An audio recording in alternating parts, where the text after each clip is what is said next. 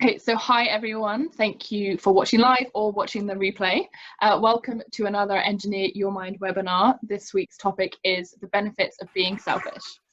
I've collected a few of my lovely friends here to help discuss this with you, but just before we jump into that, I just want to let you know that you can add any questions into the question box at the bottom and we will get to them at the end.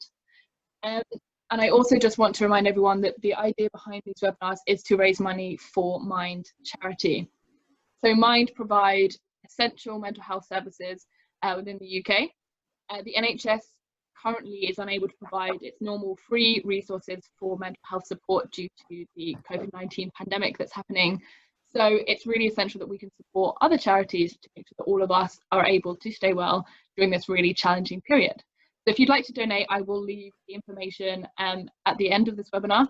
And also if you're watching on the replay, then it will be in the comments on YouTube. So let me introduce my lovely guests. So today I have with me Andy Harper, who's an electrical engineer, and we went to university together, and he was actually a mentor of mine for a little bit. I also have Claudia. I'm going to mess up your surname, Claudia. Mangeac. And she's a business and mindset coach, and she's actually my business and mindset coach currently. And has helped me adapt and reframe all my own thinking around Engineer Your Mind, has also provided blogs for Engineer Your Mind before, so definitely check them out. And finally we have Emily Hill, not Martina. Ignore that, ignore the name. And she's a civil engineer, and we met through working at my previous company, and we've run loads of events together, and she often provides me with really great nuggets of wisdom. So, hi everyone. Hi. So to get started, could you all tell everyone a little bit about yourself and kind of what you're up to right now and how you're doing right now with everything going on? So should we start with Claudia? Sure. So hi, I'm Claudia. So do you want me to go into like me stuff or just straight into like right now? Like you can do a bit of both. Okay, so I'm Claudia. I'm a business and mindset coach. I've always been very fascinated about how you can mix the two together. So I basically work with entrepreneurs in just helping them take their business to the next level, whatever that looks like for them. And I'm very big on just authenticity in general. So I am huge on the individual. That's basically my thing. And in terms of what's happening at the moment, I consider myself very lucky. I run an online business. I run it from home. I'm literally in my bedroom right now. And it's been very interesting to watch so many people struggle while I've been okay. So it's been an interesting time, and I felt a bit strange, to be honest. But yeah, I'm generally doing well, and I'm just trying to support as many people as possible through different times, especially in their business. Yeah, great, thank you. Andy, how are you doing? Yeah, I think fairly well given the circumstances. I think like a lot of people, it's kind of like a fluctuating situation. The reality of what's happening at the moment kind of comes and goes. I'm actually working at the moment, which probably something we'll discuss later. So it's kind of been like quite a lot of period of adjustment really at the moment. And how about you, Emily? So yeah, so I'm actually based in Spain at the moment. Well, I've been living here now for a year and a half.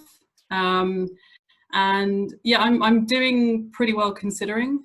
I think being here in Spain has had its own difficulties, especially with the restrictions. We've not been allowed out literally for walks or exercise. That's only opened up on Sunday. So it's been definitely a very strange time. But yeah, I'm actually doing very well considering. And of course, there's always the worries of family being abroad and not being able to look after them, but yeah, I'm doing pretty well. No, I think I have the same. So some of my family live in the Netherlands, and I think Claudia is probably the same, and Andy as well. Actually, all of us have family that live somewhere not anywhere near us. Yeah. We're all in that boat, and yeah, that's a whole other thing to navigate, isn't it? Definitely. So one of the reasons I wanted to bring all you guys together to talk about this topic is because all of you have been an amazing inspiration to me in learning to put myself first, and kind of being able to do that in a really like friendly way and really sit with myself and learn what I need. So thank you so much for that, and I really am looking forward to how you guys can all empower everyone else listening to prioritize themselves, like think about what they really need and how they can effectively bring that into their lives. So I kind of want to start off by maybe each of you explaining your own personal story and your own personal journey into learning to prioritize yourself, and how you've kind of gone about doing that. So does anyone want to go first, or do you want me to pick someone? Claudia then. Claudia can go first. I'm kidding. Self-volunteered. Okay, so my own journey with selfishness. So it's been very interesting because I'm a single child, don't have any siblings, so it's always been a me kind of situation as a child, which was not a positive thing, unlike what everyone else thinks when you're not, you have multiple siblings and you think, oh, you're so lucky. But I found that it really forced me to be very clear on my identity because there was so much pressure on me. And then as I moved forward, I sort of realized that I was very different from other people. So I'm actually originally from Romania, and I left literally with 800 quid in my pocket when I was 18. And I was like, I'm done with this country. And just decided to move to the UK. I lived in Scotland for a while. And I think it really forced me to figure, can I swear here? Yes, I think so. It forced me to figure my shit out, basically, like pretty soon. So I think generally my journey has been one of being forced by circumstances to really go very deep with myself. And I think that this is how I got to the point in which now I help others do the same, because I was forced by circumstances to figure out, like, how do I want to do things? Like, who the hell am I? And stuff like that. So I think it's been, it's gotten to a positive point, but it's not been a positive journey in itself because there were a lot of trial and errors. And I think that's a part of any journey, isn't it? Then learning any new skill, whether it's putting yourself first or whether it's like maybe something more technical, it's always like a form of trial and error. You've got to try it out. Does it work? Have I figured it out? No, let's go back and try again. So yeah, and I find that with yourself as well, it's very, like, we're all very tied to an identity. We're like, oh, I am someone that does this. I'm someone that likes this. I am, this kind of kid or that kind of, employee. So I think it's really hard to try and change yourself and like accept the fact that you're not that thing.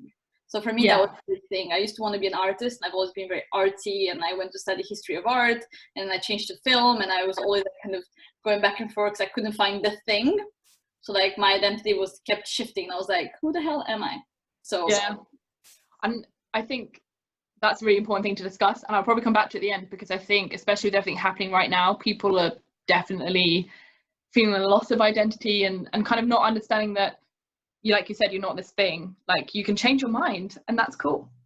And on that topic, I'm actually going to talk to Emily and see if Emily can share a little bit about her story. Yeah.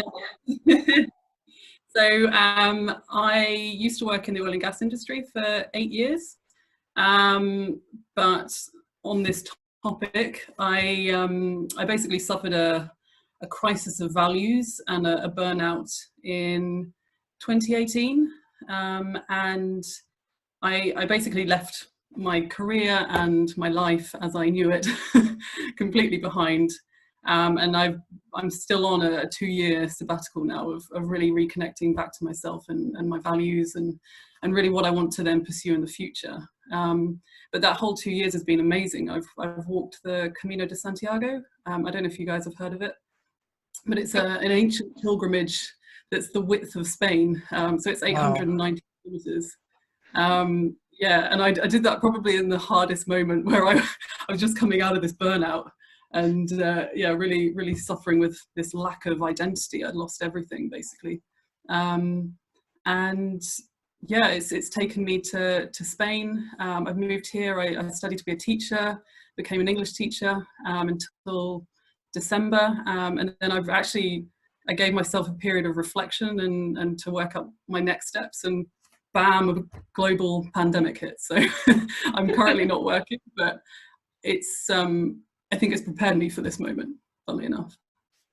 That's great. And I think it's always one of those things where I'm like, would I ever be brave enough to just like give everything up? But that's one of the reasons I've really loved like staying connected and chatting to you, because it's really nice to see someone do it and just really like appreciate the value in just taking time to like sit with yourself and be like, what do I actually want? Like, what is it that makes me happy? And especially someone, because obviously we met doing the same career. I was in oil and gas at the time too, who's done something so similar. I think it's always quite good to have someone you can relate to.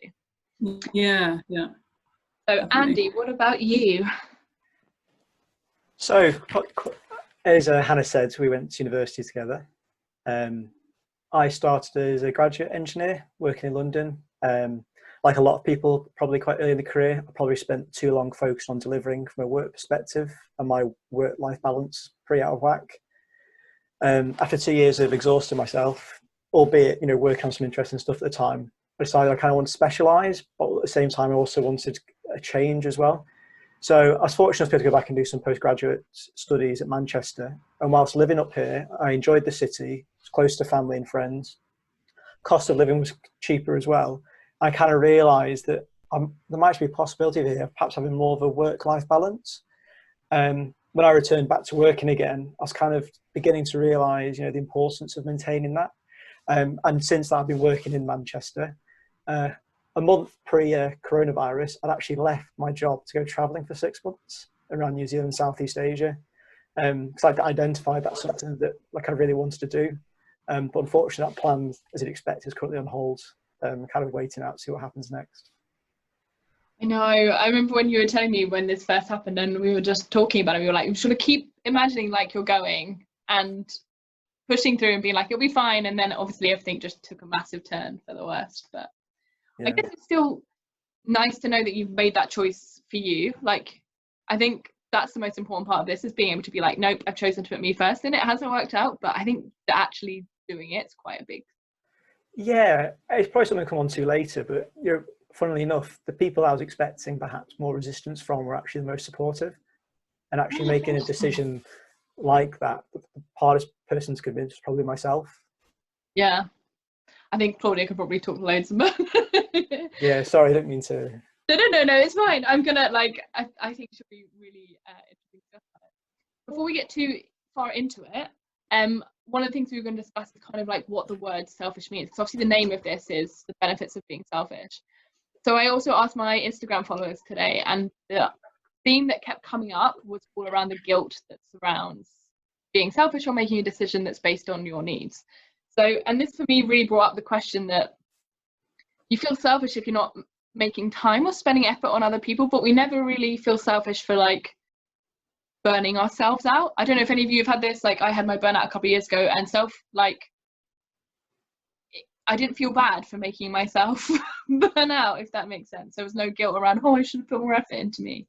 But I'd really like to hear your thoughts on what the word selfish really means to you, and also your thoughts around the guilt that kind of comes with it. Emily, let's start with you this time.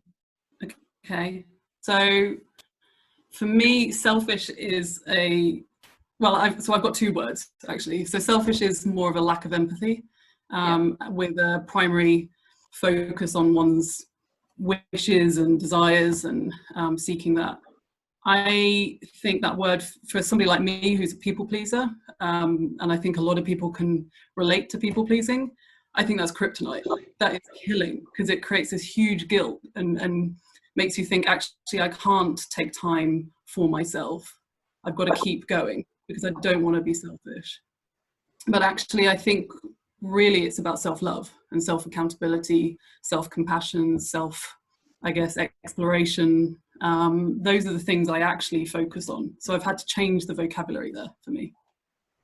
Interesting. I think words have a massive effect on how using the right wording is a massive part of, I think, anything to do with your mental capacity in any way. Like, words can be so harmful. People always are like, oh, it doesn't, it's not a thing, but they have such a massive effect on you, because they really sit in that subconscious part of your brain, and they just like niggle away, don't they? And also the other thing is that your brain, from a neuroscience perspective, your brain doesn't know the difference between reality and the things you're telling yourself. Mm-hmm. So the things you're like, I actually had this yesterday with a client that kept saying, oh, I'm such an idiot. It's like about something specific. And I was like, stop telling yourself that, otherwise you're actually going to believe that. And we do end up believing what we tell ourselves. Yeah. Yep. My therapist has been through that with me many, many times. When she's just like, you can't. I think me and Claudia have even had this conversation many times, actually. Andy, what about you? How do you feel about the word selfish? Similar to Emily, I think framing it something as selfish can have quite negative connotations. In the context of this and how we're talking, I see it more as prioritising yourself. Yeah. Whether that's mental, physical health, balancing it with work, family. What are the commitments that we all have in day-to-day life, really? Yeah. Do you say you feel like a lot of guilt around doing things that are just for you, or? Yeah, definitely. I think that's something that I think, you know, we go on to it later, but I think that's kind of almost like a trial and error approach. Unfortunately, the errors, you know, for a lot of people can be quite devastating, but it's trying to take perhaps what's been like a negative experience and using that to learn from it. Claudia, how about you? I think I associate being selfish with being a very rebellious act. It's almost like a rebellious act of sort of radical self-acceptance. So just really embracing all you are and just putting it out there just the way it is without having to filter it. So I actually think I came to see selfishness as a necessity for you to truly be who you are. So I think it's, to me personally, it's not a negative thing, because I have learned that I am the best with other people when I am my best. So I need to be selfish in order to be the best version for other people. You know how they say, put your mask first. I think that selfishness is doing that, because say, you know, someone asks you to go wherever and you don't really want to go, but you say yes anyway because you don't want to be selfish. You're probably not going to be a great version of yourself doing that, and you're not going to feel very good. So I think I've learned to just radically accept who I am and what I feel like doing. And to me, that's probably the most selfish thing you could do. Just accepting that this is me and just being super honest and just so transparent about who you are, where it's not even like an act anymore, it's just who you are. Yeah. So I think with me, like a lot of it's around, there are goals that I've always wanted to achieve, and I feel really like, so like for instance, engineering, you want to get chartered. I mean, Emily and Andy, you know this, like it takes a lot of time to do that process. Oh yes. And you're like, oh, I just have to make time for it. But it's a really hard thing to make time for when your world is really busy. You're trying to, you know, like you said, deliver on your job, make a good impression, that someone will actually sign off your chartership. But it's one of those things where, because none of us are, like, by the basic definition, selfish, and we want to help people, it's trying to understand, I think, that sometimes it's important to be selfish so that you can reach the goals that you want to reach, because then you can help someone else reach that goal, because you can't actually help someone else until you've already done it. Yeah, and there's almost, in my case, you know, there's a guilt in asking people to sign stuff off. Yeah. When actually, like you said, it's really there, because it says a lot for them to sign it off. You actually helps them as well, because then you can help other people as well. Yeah, exactly. And also it's one of those things where people don't like to hear the word no, or don't like to be told they're wrong or that they're not good enough. And I know, I mean, that's the problem I have. I'm not like trying to preach at people here, but I think when you're coming to asking for stuff and not feeling guilty, a lot of it's to do with being okay with not being right or having no said to you. Trying to get comfortable in that space, I think, can be quite hard, but I think. And also, like, I think it has a lot with expectations. Yeah. I have a lot of expectations, and I think a lot of it has to do with detaching yourself from the outcome of whatever you're doing and realizing that you cannot control that. Yeah. I think that's very, very true. Yeah, so I think that has a lot to do with that. And also what you're talking, I think, is boundaries. Just like having clear boundaries, and that where it's work, family, romantic relationship, it's all about being very clear on that. Yeah. On that as well, I've always found there's two sides to this. So one's a very reactionary thing. So, I mean, I can remember there was warning signs for me that I wasn't taking that time. And I, you know, for example, I couldn't get out of bed on a Saturday. I was absolutely exhausted. And that for me was a reactionary state. Whereas there was another level of actually consciously making choices to look after yourself or to do things that you're passionate about or enjoy. And understanding there's a distinction between the two. There's different levels, or there's probably multiple levels within that. But for me, that's been really important. Yeah. So my next question for you guys is, how did you go about figuring out what is really important to you? Was there any like particular life-changing moment? I know we've kind of like talked about it a little bit in your stories, but how did you kind of go through that process? Because I think a lot of people, when you say you need to take some time to consider what you want, they don't know where to necessarily start in doing that. So it'd be quite cool to get some of your tips or thoughts on how you did that. But this time I'm going to start with Andy. So this method isn't recommended, but it's what happened for me. Unfortunately, whilst I was working on a particularly busy project, my appendix burst. It wasn't picked up and diagnosed straight away. So eventually, by the time I was operated on, I developed sepsis and anemia. As you'd probably imagine, I was off work for a couple of months with that.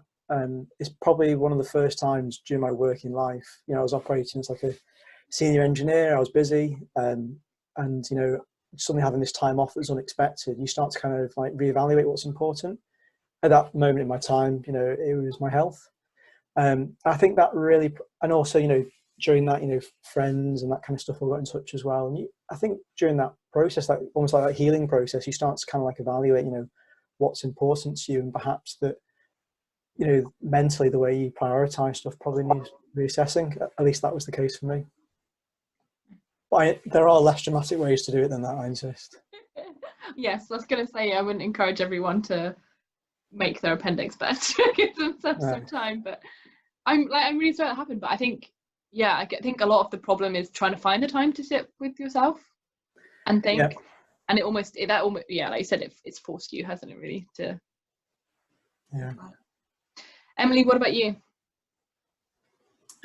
Well, obviously, the burnout in 2018 was probably the start of the journey, but I don't think even at that point I understood the importance.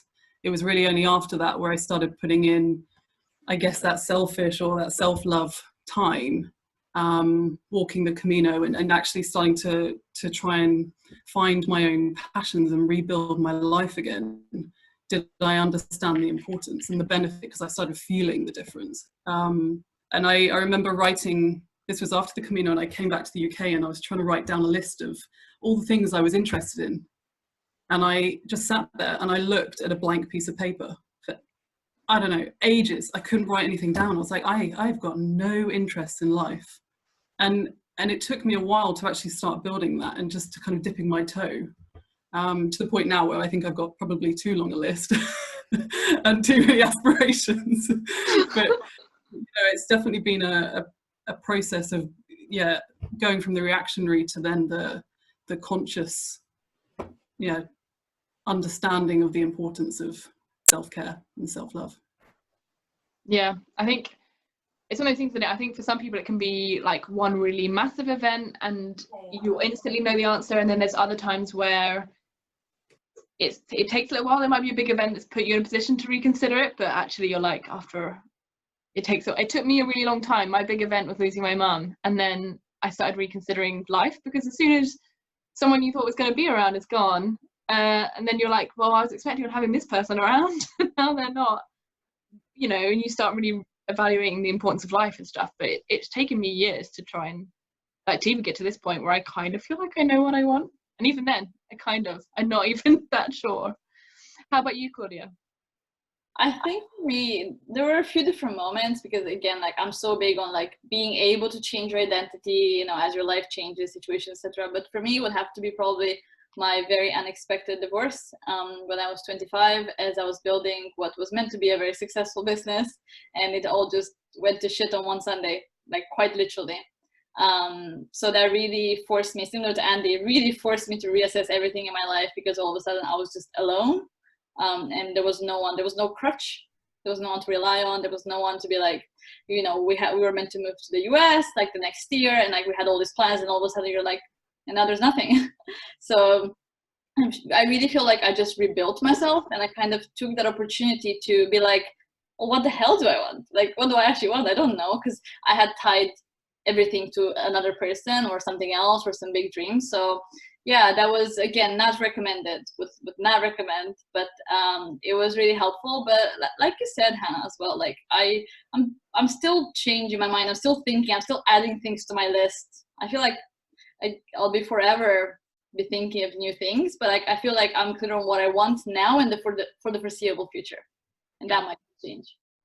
No, I think it's good. I think it's a good approach to have, because I think, so one of the things we discussed on the first webinar we had was how careers like engineering, and one of the ladies on it was an architect, take years and years and years of training, and like being a graduate and going through all these weird systems and getting chartered to be able to reach this goal, and you get so fixed on it that you kind of stop seeing everything else, so that when it stops, so like now when people have had their jobs taken away, they're just a bit like, I don't know what I want to do. I don't know what to do with my time.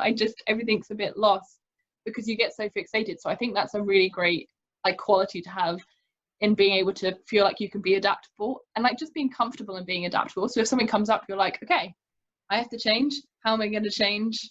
And being able to sit and think through it.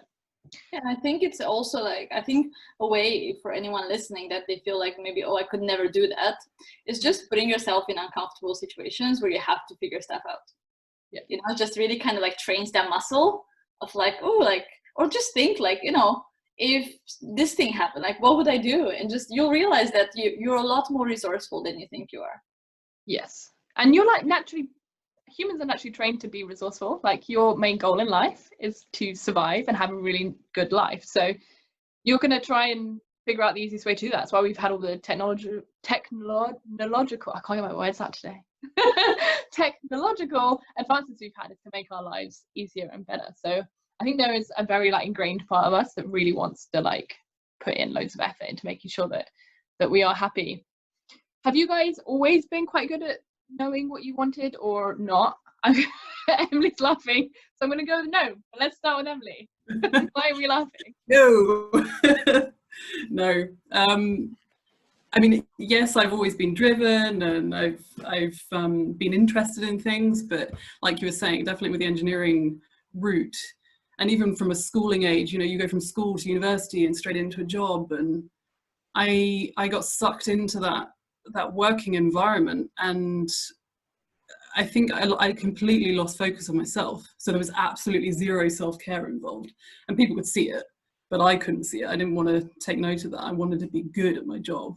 But then obviously it caused a complete burnout, and I was back at my parents at the age of 30 feeling really good. And then yeah, it's taken me a long time, and I think the process for me has also been interesting, because it's gone from understanding I've really needed selfish or kind of distant time to rebuild myself, because it was such a big moment in my life. But even knowing that, I still felt guilty, and I still wasn't present in the moments when I was trying to do self-care, you know, like trying to do things I should enjoy, like reading a book or whatever it was. I still wasn't present because I felt guilty. But it's just taken time to get to that point where I feel, yeah, I'm quite comfortable with taking that time for myself now, and I feel better for it too. So you were saying other people could see it in you. What was it they were seeing? Like, what are the kind of signs that people should be looking out for if they're worried about people maybe burning out? Or hours being worked, hours staying in the office, the fact I would say yes to everything. Like I said earlier, I'm a people pleaser, and so I want to do good. And maybe I was taken advantage a little bit of with that, but I definitely put myself in situations and took more and more, because it makes you feel good that you can do the most and you're the most important, when actually you're not. You're just bringing this heavy load that you can't carry anymore. You know, I really hate that realization when you've been doing all of these extra things and then you suddenly were like, yeah, I'm not that important anymore. Definitely. It's hard, isn't it? Yeah.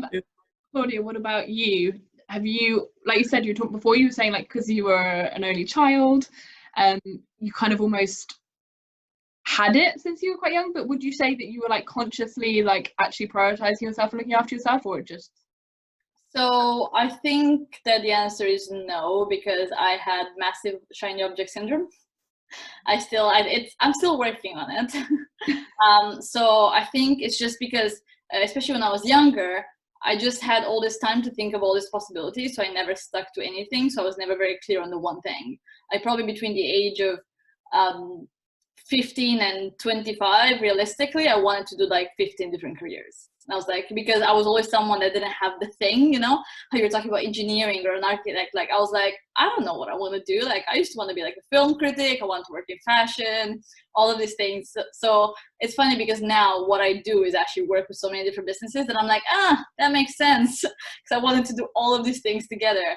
But I definitely find that it was not easy to prioritize myself generally. And I feel like it's just been conditioned in me. Yeah. And by a lot of people, and just saying that it's bad to just, you know, do your own thing just for yourself, or yeah, it's being seen as selfish in a negative way, you know, that you want to just like, all your friends are going out, but you just want to stay at home on your own. And they're like, oh, you know, and there's that social pressure, like, oh, come on, or like the things like, I'm not really a drinker. And after work, everyone would go out for drinks and be like, come on, don't be like, party pooper. I'm like, I just don't want to go. And they would then, kind of talk to me in a negative way, as if I was doing something wrong when I was just looking after myself. Yeah, I found that. So when I had my breakdown and I went on my medication, I'm not really allowed to drink on it. Like one glass of wine makes me completely insane. So I was told not to, and I had to start doing that, where I had to start going out and be social with a lot of people that were drinking very heavily and not drink. And to the point where I did the same thing, where I was like, I'm actually just going to stay inside because it's just more fun for me. And people are like, you're not that fun anymore. And I'm like, well, no, I'm just actually looking after myself rather than doing what you want me to do. Because I'm actually, but it took me becoming very unwell to have that realization. And it's funny because people project on us. Yeah. Look at people saying like, you're not fun anymore. Like, who are these people to decide what fun is like? But I think that's a really big part of kind of like putting yourself first. It's also understanding who's around you and what effect they have on your life and whether they need to be there. Because I'm very much like Emily, I'm very much a people pleaser, and I want everyone to be my best friend. I don't want people to hate me, but it took years of therapy to get me to go, actually, you're just making me feel like a bad person, and I don't actually need you in my life, so I'm just not going to talk to you anymore. And having that, being able to like cut people off and just be like, no, this isn't healthy for me and it needs to go, especially in regards to like romantic relationships. Like they always got me. Andy, what about you? Have you always been good at it, or was it really that moment that made you realize? Definitely not always been good at it. Arguably still working on it. It's definitely a steep learning curve. I think like most things, you learn by making mistakes. I think people shouldn't feel guilty about making mistakes or finding they've pushed themselves too hard or they've made the wrong decision. I think the hardest thing to do in any scenario really is to have the willpower and the drive to get up and give it another go and not to be embarrassed by it. I think that's really important. I think fear of failure is a really big issue. I think you've all made like really, really good points. Fear of failure, wanting to please everyone, that feeling that if you do more, people like you more, you seem to be the one that's delivering, and then you build your personality or what you think of yourself based on projections of how other people respond to you. But during that whole time, the one thing you're not looking after is yourself. Yeah. And you never feel any guilt for that. You never feel any guilt for the fact that you've not actually just given yourself like enough time to sleep, enough time to eat without inhaling your food in about 20 seconds. I think, like basic things. So I found that that was my main thing, is that I was working so many hours and doing all of these extra things that were all so important to me that I stopped having enough time to actually like sleep enough to be a functioning human. So then I'd get to the same point on weekends where I'm like, I can't get out of bed, can't do it. I just need to not do anything for 24 hours. And then your relationships suffer, right? Like the people that you really desperately want to please, like your family or your relationships or your friends, you're not present for them because you're kind of in a spiral of negativity in that space. And I definitely relate to that. I couldn't project joy or positivity to anybody because all I was feeling was this clenching inside and negativity. So I think that's definitely been my takeaway. I can be a better or a more present family member or friend or colleague if I do that, take that time. And I think that's why I started going to therapy, was because I found the same thing, where I was being with my friends and we were just talking about how stressed I was and how awful things were, rather than just having a nice time. So then I started going to see a therapist, and I was like, I'm going to say this to you, and then when I go hang out with my friends, I can just be the fun me that people actually want to hang around with. Claudia, what were you going to say? I was just going to say that fear of failure is so real in terms of like how it feels, but like I have been thinking about failure for a long time in my life, because I have felt like a failure for a long time in my life, until I realized one day that failure is not real. It's not a real thing, because it's just so subjective that like what might be a failure to me could be a huge success to someone else, and what is a failure to Jeff Bezos is definitely a success to me. And I was like, failure doesn't exist. It's just something that we made up to just make ourselves feel bad, or probably to make someone else feel bad. So it's just, I really started to bust my own fear of failure, because I realized like there is no such thing. Failure is just like when you give up, like that's it. Well, then there is no failure. It's just such a weird concept because we're also afraid of like disappointing and failing. But what is that even? Like, who says that this is a failure or not? I think it's such a like, it's almost put on you from society. Like when you go to school, the idea is that you go to school and then you go to uni and then you get a job and then you have a family and then, and as soon as you don't manage one of those steps, people are just like, it's like when you, I've got some friends who are married and they just don't want children. and people just cannot accept that they don't want children, because that's the success step you're meant to take. That's how life's meant to go. And it's one of those things, like my parents used to always say it to me. They'll be like, if you don't study hard, you're going to end up working in McDonald's. And I'm like, there are so many people that would kill for a job at McDonald's just to have a job. Like, stop, like, it's this pressure where you're like, you have to achieve a certain amount of success. It has to be a certain thing that you're doing. It can't just be that you're happy. Being happy just doesn't seem to be allowed to be the only success factor. But that's one of the things I've had to learn, is that you're successful when you're actually just happy and comfortable in things that you're doing. So one of the things we've spoken about quite a bit is obviously like the guilt that kind of comes with being selfish and trying to prioritize yourself without judgment from others. So what are your guys like tips for kind of maybe putting those boundaries across so that you can do all of the things that you want to do, reach the goals you want to do, have this free time that you want to have, and how are you doing that without coming across as like rude or difficult? I'm going to start with Claudia this time. So I think for me, what really helped him is being very clear on who I need in my life. I think the who has become very important, where I could probably count on one hand the people that I truly, truly care about. So really just removing the noise. That has been the biggest thing for me. Just stopping doing things that people said that I should do or that they enjoyed doing. And I was like, oh, maybe I should do that. Again, that's shiny object syndrome. And just thinking, maybe I should go for that random coffee with a random person that I haven't seen in 3 years. I'm like, I don't want to do that. So it was just really just cutting through all the noise and asking myself at every single step, does this really matter? How am I going to feel about this in 5 years? Like, you know, will I regret not doing this? And kind of making decisions based on that. So I think generally, and it's so funny because I did the stuff we're talking about, I literally spoke about all of this in this mindset training today. So I feel like I'm repeating myself, but obviously it's a different audience. I feel like it's just all about being very clear on your priorities and like what's important to you and what you want from life, and realizing that you have one life. That's it. And like when you truly realize that, you're like, shit, like there is no other, there's no take two. Like, what are you going to do with this one life that you have? And then you realize that you make decisions a little bit differently. So just having your own systems for making decisions on based on what's important to you. There are people, for example, for whom family is the most important thing. And, you know, like they need to make decisions that are just based on that, as they can stay close to their family, etc. For other people, it's, you know, financial gains. For other people, it's fame or success. So just really making decisions based on that so you can sleep at night, knowing that you're happy with your decisions. That's what worked for me. Andy, what about you? So to answer it perhaps in like a work context, just it's something that perhaps I can relate more to.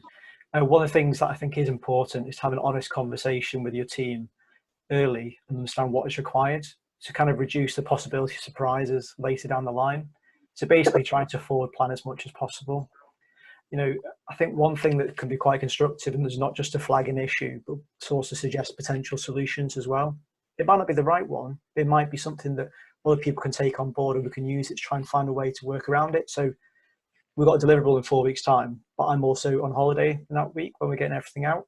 One way we could do this is restructuring schedules and that kind of thing. So I think that's quite important. Another thing is to like block out time for self-care and like non-negotiable things to you.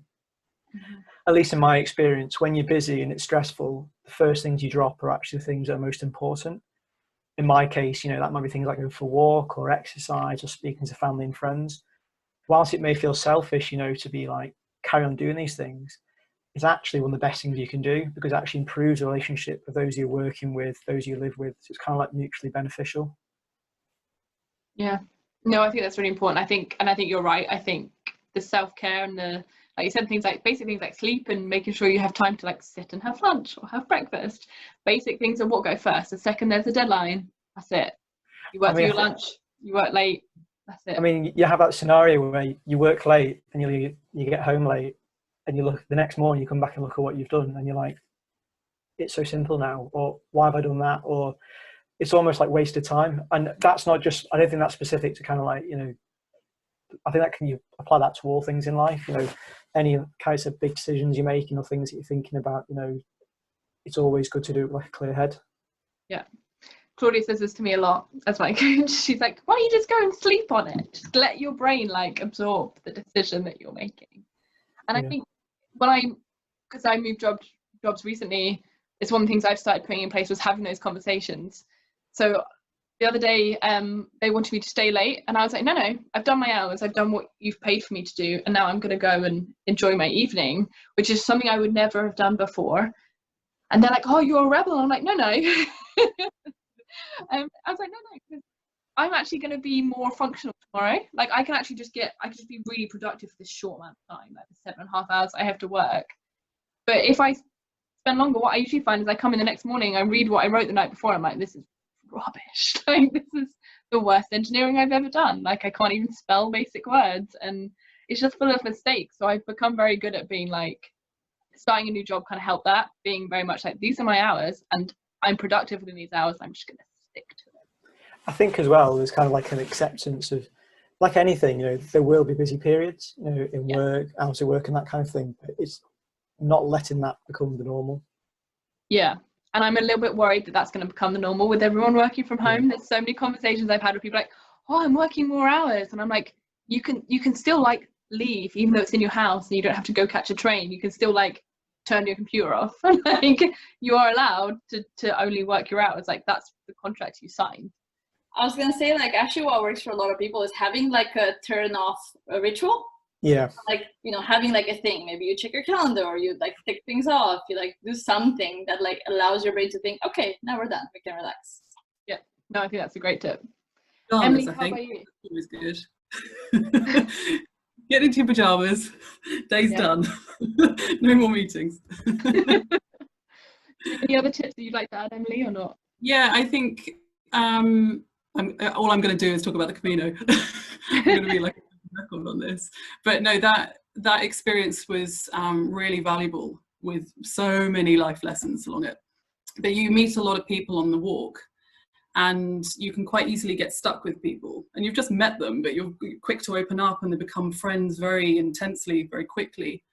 And I remember earlier on in the walk, and I met this person, we're walking along, and he said, look, I've really enjoyed this conversation in your company, but actually I need to walk away and take my time to go and process some of this conversation. And so he walked away, and I sort of stood there and I was like, wow, I don't feel bad. Like he's just said no, almost like I don't want to be with you now. And I don't feel bad. And I realized that's kind of what we need to do is maybe speak with more compassion to another person, rather than getting to that snap point and going, I got to get out of here. It's more a case of going, you know what, I've had a really good conversation, but actually I need to go home for X, Y, Z, and maybe speak out of compassion and love. And it's far easier for the other person, and you don't have to feel bad. Because I think that's one of my further on questions, but I'm going to bring up now is, there are people that make judgments on like the boundaries that you're putting in place to be able to look after yourself. So like you get people that leave at certain times because you have childcare and things like that, and people are like, oh, they should never stay late or whatever. How do you stop sort of that judgment of not being in the normal? Because all of you have made like a big life decisions that aren't in the normal like sequence of standard life that you're taught as a kid. So how do you deal with the maybe judgment you're getting from other people? And I know, Andy, you mentioned it before, so I might come to you first. Like the people that you thought would judge you weren't the people that judged you. So do you want to expand on that a bit? Yeah, so actually what I found, perhaps they're keen to get rid of me, they're actually, kind of saw it as an adventure. And I think they understood where I was coming from, and that, this isn't me saying that I want to go traveling forever. This is that I'm at a stage in my life where this is something I'd like to do. And I've thought about the job and the consequences of it, but, it's for me and I want to do that. And whilst that may appear selfish, in the long run, I think it's a lot better for me. Coming back to your general point about, people like leaving early and stuff, and, not leaving early, leaving at a normal time when you're supposed to and not actually working in ridiculous hours, is that when when things are said, particularly, you know, if it's said to you, one of the things I would really emphasize is speaking to people and first of all explaining why you're doing what you're doing. And then I think actually when people can kind of like personalize it and understand it a bit more, people generally become more understanding with actually taking interest in like the people that are around them. Yeah, I think that's probably true. I think it's one of those things, is that as soon as people know it's like because of family or something, they just back straight off. But it's that automatic assumption, isn't it, that people have, like, that you don't care. And it's like, no, I just have different priorities right now, and that's fine. Emily, what about you? What would you, or how did you deal with things like that? To be honest, I actually didn't receive too much negative comments. No one was particularly vocal, even though I thought they would be, because I had effectively gone from career to nothing overnight. I have to say, I had to in the coronavirus terms, I had to self-distance, or I had to self-isolate from the world for a bit, just to really rebuild and to take time to I guess explore really what I enjoyed, rather than having opinions, whether it was judgment, but opinions on what I was doing. But the biggest judgment came from myself, definitely. And again, we talked about failure, totally came from me. I felt like an absolute failure. I mean, and in terms of identity, I really didn't know who I was. And yeah, I've got to say, turning 30 and sitting in it was a lovely birthday, but I was sat at home quite miserable at my parents', kind of sitting with this cake going, oh my God, I don't have any idea what to do for the rest of my life. That felt like a massive failure. But I think going back to the self-love and self-care and taking time for yourself, doing those things incrementally, I've redefined what success is. And for me, it's actually living a full life, living the ups and the downs, but kind of enjoying the magic along the way. It's not about chasing those things. But for me, definitely, the judgment is mostly myself. Yeah, nobody else. I think it's really interesting because almost like both of you so far have kind of said that you're like, oh, I thought people would judge me, but actually they didn't. Because I think a lot of people know how you feel, or have probably felt at that point too. And I think the thing that's awful is, yeah, you're like, oh, I'm judging myself for putting myself first, but no one really, most people will support you. I don't think I've ever had a decision where people have turned around and been like, oh, what are you doing? They're always like, yeah, no, that sounds great. How about you? Tends to be your hardest critic. Yeah, always. What do you think, Claudia? Have you? Sorry, my life's gone crazy. The sunset's happening. So I have a very different experience because I come from Eastern Europe. So judgment is second nature to most of Eastern Europe. It's a society where everything you do is everyone's business, and that's just natural. Like, let's put it this way. The best way to explain is that it's very normal to ask someone in your first conversation how much you earn. It's just normal. Like, we just have this kind of conversations. So I definitely have been judged a lot in my life, especially because I've been the first person to like leave the country and so on. But what has really helped me, what has really helped me actually understanding where that came from and accepting the fact that these people are doing this as a reflection of how they're feeling of themselves, and just learning to be compassionate and just to accept the fact that they've done the best job they could with what they had in that moment. And especially with my parents, because my parents, I come from a low-income family in Romania. Neither of them have gone to university or anything. And then I came into this world and I've changed my life 720 degrees, and they don't understand anything about like what I want from life and all my dreams. And for them, it's all really weird. So I've learned to live with that level of judgment, even though it comes from a place of love and not really getting it. So for me, it was just accepting the fact that that's all they can do. They just want to love me. They want to protect me. And often when people judge you, it's just because they're unhappy in their own life. Like, for example, if someone's telling you, it's crazy that you're starting a business in coronavirus times or anything like that. Really what they're saying is the fact that I would never do that. So you doing that makes me uncomfortable because it makes me reflect on the fact that, my life is blah, blah, blah, and so on. So I think for me, really just realizing the fact that them judging me was never about my actions has really helped me. And it helped me also process my own judgment of others, because I have found myself, again, because of my culture, sometimes being judgmental and then realizing like, wait, I'm judging that person. Like, how am I actually feeling within myself? So, yeah. No, I think that's really interesting. And I think it's one of those things. I remember when I got the job I've got now, and I told my dad, he actually gave me a handshake, and he's like, as your parent, all I want is for you to do better than me. So my dad didn't do university, he tried and then didn't really like it, and then ended up being a lorry driver and sort of like working his way up to managing a logistics department. But it meant he always was on quite low income, so that's how he measured it with me. He's like, nope, I'm just actually really proud of you that you've actually exceeded. Like, that's all I care about. But it is one of those things where they don't always then understand where you're coming from with regards to what and like why you want to keep achieving more. Because I think he was quite surprised I managed to at a young age. And I'm like, but it's just different. Like this is a different job to your job, and like this is about 50 years on from when you were that age. You know, like it's just different. But to turn this on like more of a positive, what would you say are the benefits that you've seen now that you've started prioritizing yourselves more? So I'm going to start with Emily. Of silence. I am really connected back to myself, and I feel the most myself that I ever have done in my life. Actually, I have been able to understand what my passions are, really reconnect back to my values, and I don't know, I feel a sense of joy. I feel ups and downs, like the general life ups and downs, but I definitely feel a heightened sense of joy now from things. I feel less guilt too. I still feel guilt, but less guilt. But yeah, I think for me, I've become myself out of taking that time to enjoy life. Yeah. No, that's good. And I think guilt's also one of those human things. You're never going to get rid of it completely. It's always going to be a part of you. And I think it helps sort of like, it almost helps direct you. I feel like I'm a big believer in that emotions are so important in directing where your life's going. And I think guilt plays its part, but like you said, it's kind of like managing it. It's having it like a healthy amount. So like you said, less guilt is good.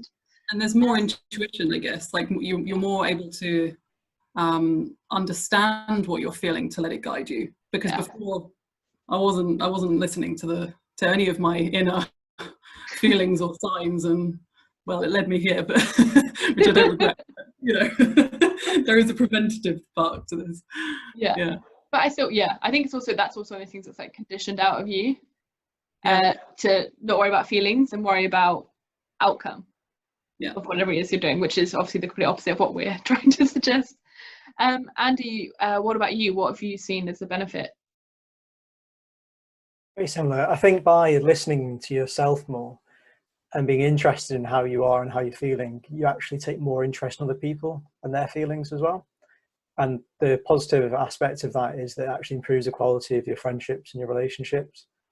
I think it's quite surprising when you actually talk to people and you ask them how they are, and you say, no, really, how are you? I think that what people tell you actually quite often surprises them. But as a consequence of that, I think you can relate to people more, and that you have more time for them and they have more time for you. Yeah, I think that's true. And I think it's important also when you're prioritizing yourself, like if you kind of know where you're at, it's really easy for other people too. I find the discomfort can often come, especially even if you're going back to the workplace where people don't really know where you're coming from, what you want. It can be really uncomfortable to work with people who are like really unsure or not sure how they're feeling. So I think being able to do that, be able to sit in those feelings kind of actually helps you be a better team member, like you said, be a better boyfriend, girlfriend, friend, because you know where you're at and you're not, like you said, like I think Claudia mentioned this earlier, like you're not putting yourself in a situation where you're going to be not the right person there to have a good time. I don't think it's a light switch, in my opinion anyway. I think it's just more of a gradual awareness. But yeah. No, that's fair. Claudia, what about you? I think I feel a lot more confident, and I think that I feel like more of an authority in my own life. So I feel a lot less the need to justify my actions or anything like that. I just live life my own way, which I think, at least for me, that's the ultimate freedom. And through that comes the confidence and the authority, because I'm like, I decided to do this because I chose this, right? I don't need to explain to anyone why I did that. I just chose to because it's what I want to do. No, I think that's great. I think I wish I could be more like that. Just be like, don't worry about other people's judgments on it. So we're coming to the end of time now, so I have the last couple of questions, but for anyone listening live, if you have any questions for our panel, just drop them in the Q&A box or in the chat and we'll get to them in a moment. So to round out each webinar, I ask for you guys all to tell me one thing that you're struggling with kind of during this period, one positive that's come out of this period for you, and what is the one thing you want people to take away from this webinar today? So I'm gonna start with Claudia. Okay. One thing that I'm struggling with is not traveling. I absolutely love traveling and exploring, new things all the time. It's like my one joy in life. And it's one of those things that I also took for granted, because who would have thought I would ever have to stop traveling? What was the one good thing that came out of this? Yeah. I think it's just, I love change and I love seeing the world change, hopefully for the better in general. So like, I like that. I like a good challenge, and I feel like we're going through very challenging times, but I'm almost certain that something good's gonna come out of it. In terms of the one thing that I would like everyone to take away, I think, I'm gonna be repeating what I said earlier, but being selfish is a great thing, because it really allows you to be your best self, and being selfish with the right intention. I think I want to make that clear. Being selfish and harming others, is a bad thing, but being selfish just to help yourself so then you can do the things you want to do in life and serve other people and help is a great thing. So think of selfishness almost as a tool in your toolbox that you can use when you need it to. That doesn't mean that every single day you have to be like, not a very kind person, but yeah, just think of selfishness as a tool and as something that is a necessity. So to me personally, it's a non-negotiable, because you can never be the best anything if you don't look after number one, which is yourself. Yeah. No, I agree. I think that's a really important distinction to make as well, is that selfishness isn't being unkind. They're two separate things completely. Andy, what about you? One thing you're struggling with, positive to come out of this time, and your one important takeaway? Struggle, travel, similarly, both internationally and more locally. I didn't realise just quite how much I enjoy the freedom headspace you get just by being outdoors. I think, it can be quite claustrophobic being inside all day. Emily's probably particularly experiencing at the moment. I think like a change in scenery can do quite incredible things in terms of the way you think about something. Mm-hmm. From the positive perspective, I think I said this before, but really I do think I'm taking more time to speak to people and check in on people, because so many people have so much change happening at the moment. But one thing for people to take away would be not to feel guilty about wanting a balance in their life, and the importance of having what may appear to be difficult conversations up front, because it can save you so much pain and heartache later on. Yeah, I think that's really important. I think we need to start putting more value in looking after ourselves and taking that time. Emily, how about you? Yeah, definitely. It's so from a struggle point of view, it surprised me that I haven't struggled with it as much as I could have. But yeah, definitely having a lack of being able to go for a walk, or go down to the beach or climb the mountain nearby. Not being able to get out is very restrictive, but I'm also very grateful, because I live in a lovely house with outside space. I can't imagine what it's been like for people here living in a flat, not being able to leave. That must have been really difficult. So I'm definitely grateful. Positive, there's two, and what not necessarily equally important, but I'm going to say them anyway. Definitely for me, friendships. My housemates have become family here. We've been really collaborative, and so just having that intensity and seeing how we can work together has been amazing. But the second one is the validation that routine makes a massive difference in my life. Like having a morning routine, writing a journal. Like the first thing I do is I wake up, I go and do exercise, I then go and write my journal, I have my breakfast and a coffee. I know I'm not working, so I'm in a privileged kind of position, but I realise just how much that's kept me balanced through this period. So that's been brilliant to validate that.